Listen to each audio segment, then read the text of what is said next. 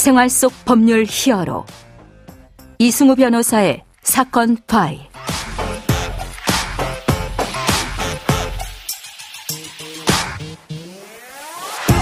안녕하세요. 이승우 변호사입니다. 각종 사건 사고에서 여러분을 구해드리겠습니다. 오늘 열어볼 사건 파일은 부산 돌려차기 사건입니다.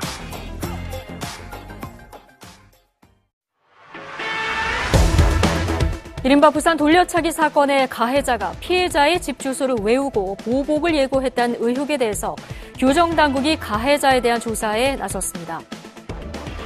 사건 파일 오늘 다루어 볼 사건은 지난달에 발생한 일명 부산 돌려차기 사건입니다. 폭력 범죄가 매달 1만 건씩 발생하고 있다는 사실을 알고 계십니까? 저는 이 폭력 협박 범죄가 모든 범죄의 기본 범죄 요소가 된다라고 생각하고 있습니다. 그래서 이 강력하게 폭행죄, 협박죄를 좀 처벌하는 문화가 조성될 필요가 있다라고 생각하는데요. 법무빈 법승 송지영 변호사의 생각은 어떨지 좀 궁금합니다. 이 심각한 폭력 범죄 그리고 이 계획적 보복 범죄에 대해서 알아보도록 하겠습니다. 안녕하세요, 변호사님. 네, 안녕하세요. 네, 이제 어제 다뤘던 정유정 사건에 이어서 오늘 이 사건도 상당히 충격적인 내용인데요. 이제 어떻게 사건이 일어났는지부터 좀 소개를 해주시죠. 네, 작년 2022년 5월 22일 새벽 5시경에 발생을 한 사건인데, 네. 이제 부산에서 본인이 살고 있는 이 오피스텔로 귀가를 하고 있던 피해 여성이 1층 엘리베이터 버튼을 누르고 이제 기다리는 그 짧은 몇 초 사이에 150m 가량을 따라온 가해자가 네. 피해 여성에게 접근을 해서 돌려차기로 이 머리 후두부를 가격을 하고 이 피해 여성이 쓰러지자 이 머리를 수에 차서 예. CCTV 사각지대로 이동을 한 뒤에 네. 8분이라는 시간이 흐른 뒤 도주를 한 상황입니다. 예. 지금 피해 여성은 16주 이상의 치료가 필요한 외상성 2개 내 출혈, 두피에 열린 상처, 뇌손상, 영구 마비가 우려가 되는 우측 발목 폐용 상태 등의 피해를 입었고 예. 해리성 기억 상실 장애까지 얻었다고 합니다. 아직까지도 치약과 샴푸를 헷갈리는 등 극심한 기억력, 집중력, 감퇴 후유증을 겪고 있고 예. 극심한 트라우마로 일상생활조차도 불가능하다고 합니다. 네네. 이제 가해자 같은 경우는 사건 발생 후 3일 후에 한 모텔에서 검거가 됐는데 검거 당시에 가해자는 핸드폰으로 서면살인, 서면살인미수, 서면강간 미수 등을 검색한 흔적까지 발견이 되었다고 하더라고요. 네네. 당시 피해 여성의 옷이 좀 벗겨져 있어서 성폭행의 흔적이 존재는 했었는데 예. 피해 여성의 상태가 너무 위중해서 이렇게 체내 DNA 확보 같은 것을 할 수 있는 상황이 아니어서 이런 부분이 좀 어려웠었다고 합니다. 네. 이제 가해자 혐의를 두고 이제 살인미수 사건이냐, 이 폭행 사건이냐, 뭐 이렇게 대한 말들이 많이 있었는데, 자, 현재 1심 판결은 어떻게 나왔습니까? 검찰은 가해자를 살인미수로 이제 부산지방법원에 기소를 해서 징역 20년 구형을 했었습니다. 네. 가해자는 폭행 사실을 인정을 하는데 본인은 살해 고의가 없었다, 심신미약 상태였다 이렇게 막 주장을 하다가 예. 피해자가 자신을 째려보는 것 같아서 기분이 나빠서 뒷조차가 공격을 하게 됐고 피해자가 먼저 시비를 거는 것 같은 환청을 들었다라는 이런 주장까지도 했다라고 하더라고요. 예. 네, 다행히 이제 부산지법에서는 이런 부분 전부 인정하지 않고 2022년 10월 28일에 살인미수죄 적용해서 징역 12년 선고를 했고 20년간 위치 추적 장치 부과 명령까지도 부과를 했는데 네.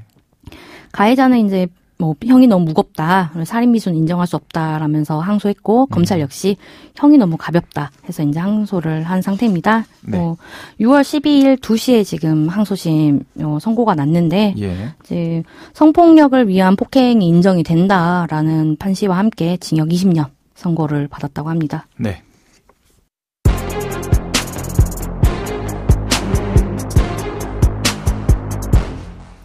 자, 이 사건에서 이제 문제가 되고 있는 점이 이제 바로 이제 보복을 하겠다라는 의사 표시가 나왔기 때문인데요. 이제 가해자가 내가 출소한 후에 피해자를 죽여버리고 싶다라고 얘기를 하고 다닌다라는 게 보도가 됐죠. 자, 이런 상황을 원천적으로 막을 수는 없을까요? 가해자는 교도소 내에서 피해자 이름, 주민등록번호, 집 주소를 알고 소리를 내면서 외우고 있다.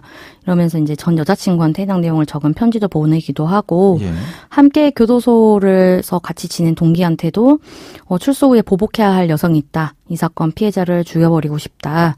그때 때린 거 2배로 때려주겠다라고 이야기를 했다라고 하더라고요. 네네. 실제로 피해 여성이 본인이 직접 그 출소한 동기라는 자한테 연락을 해봤는데 예. 이사간 주소까지도 알고 있었다고 하더라고요. 그래서 예. 이제 피해 여성은 자신은 이제 1심 선고 이후에 뭐 12년 후면 나는 죽는다 라면서 이제 그 보복의 두려움을 떨면서 엄벌을 이제 요청을 했었던 상황입니다. 네네.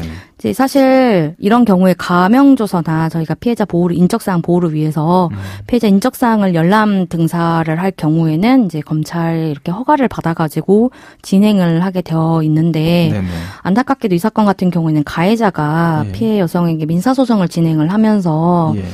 좀 피해자의 인적사항이 좀 다소 유출이 된 것 같습니다. 네네. 그 관련해서 지금 이제 항소심 절차에서는 이제 검사가 35년 구형을 했고 20년형이 선고됐다라고 하셨는데, 자, 이제 가해자가 피해자의 신상 정보를 알고 있는 상황이 뭐 제가 듣기에도 상당히 위험한 것으로 보이고 상당히 구체적인 최근 주소까지도 알고 있는 이런 인적 사항이 이제 세워나가는 상황이 생긴 것 같은데, 이 신상 정보 보호를 위해서 더욱 신경을 써야 될 부분이 좀 많이 있는 것 같습니다. 네.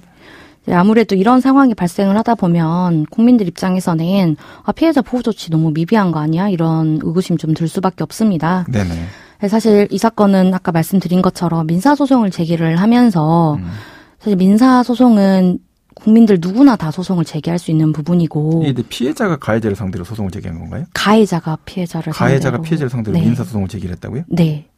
왜 민사소송을 제기를 했을까요? 그 소장에 대한 내용까지는 정확하게 이제 언급을 한 적은 없어서 네네. 알 수는 없는데, 이제 예. 피해자가 한 언론사 인터뷰에 나와가지고 가해자가 피해자한테 민사소송을 제기를 하면서 알게 된 본인의 정보를 그렇게 예. 갖고 있는 것 같다라고 예. 얘기를 한 사실을 밝힌 적이 있습니다. 그럼 가해자인 이 돌려차기로 범죄 행위를 했던 사람이 피해 여성을 상대로 민사소송을 제기를 했고, 주소가 불명으로 나오니까 소장 송달 때문에. 송달 이제. 때문에 주민 초본을 떼어보는 형태로 그 발급을 받은 서류를 갖게 됐다는 얘기네요. 네, 맞습니다. 이 소송 관련된 내용들도 상당히 중요할 것 같긴 한데, 이게 어떻게 소송이 이렇게 성립할 수 있었을지도 좀 궁금하긴 하네요. 제가 실제로 해본 사건들 중에서도 네. 이제 성범죄 가해자가 예. 피해자한테 자신을 무고했다. 예. 그래서 너는 나한테 불법행위가 성립한다. 예. 하면서 이제 소장 제출을 했고, 예. 그 과정에서 이제 피해자의 모든 인적사항이 소장 송달을 위해서 어쩔 수 없이 이제 가해자에게 인적사항이 전달이 된 경우가 있었습니다. 네네. 이 사실을 이제 나중에 알게 된 피해자가 너무 놀라서 이제 선임을 했었었는데, 예. 이 가해자는 피해자 인적사항 정말 확인되자마자 다시 또 소취하서를 이제 제출을 해버리는 등, 피해자 인적사항을 특정하기 위해서 민사소송을 제기했다라는 게 확연히 드러나는 사건이었었습니다. 이번 사건도 비슷한 형태의 패턴을 가졌을 가능성이 높겠네요. 네, 맞을 것 같습니다. 네. 그리고 또 그뿐만이 아니라 제가 했던 사건들 중에서도 이제 성범죄 가해자 아내가 이제 피해자를 상대로 뭐 너는 불륜을 했다라고 예. 하면서 불법행위가 성립을 한다라고 하면서 소장을 제출을 한 적도 있었는데, 예. 다행히 이제 그 같은 경우에는 사실 조회가 들어왔을 때 저희가 미리 이제 형사 사건부터 조력을 했던 사건이어서 예, 예.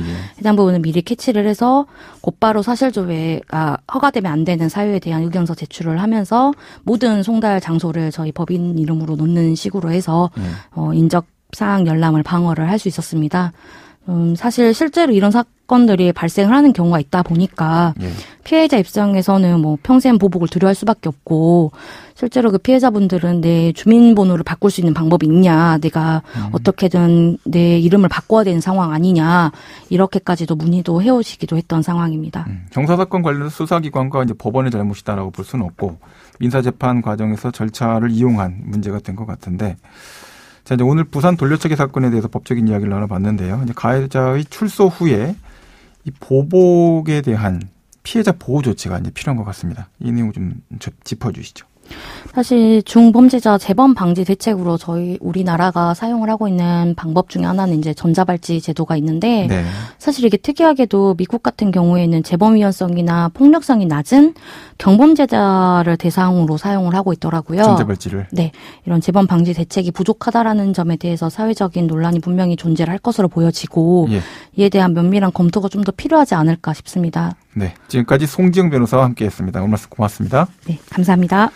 생활 속 법률 히어로 이수근 변호사였습니다. 내일도 사건에서 여러분들을 구해드릴 사건 파일 함께 열겠습니다.